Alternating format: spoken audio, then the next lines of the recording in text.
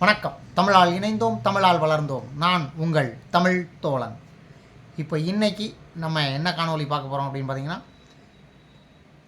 ஒரே ஆன்மீக சம்பந்தமான நிகழ்வுகள் நிறைய நடக்கிறதுனால அதே மாதிரி தான் லைனில் நம்ம இன்றைக்கி போகிறோம்.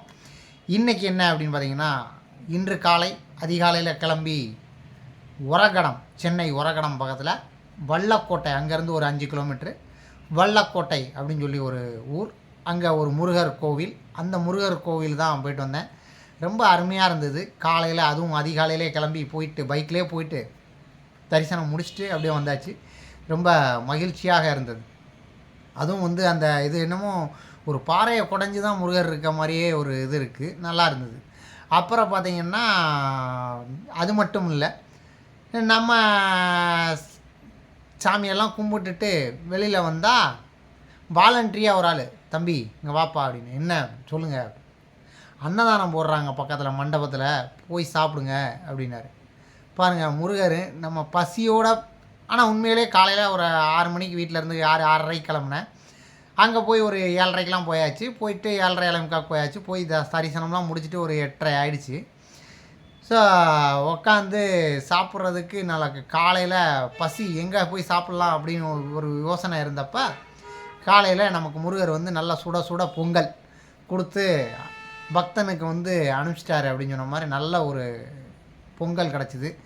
இலைய வச்சு நல்லா சாப்பிட்டுட்டு ஜம்முன்னு திருப்பி பைக் எடுத்துகிட்டு மறுபடியும் கிளம்பி இங்கே வந்தாச்சு.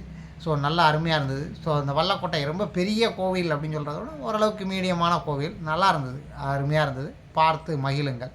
மிக்க நன்றி. அதுக்கு முன்னாடி நம்மளுடைய சேனல் தமிழ் தோழன் சப்ஸ்கிரைப் பண்ணுங்கள்.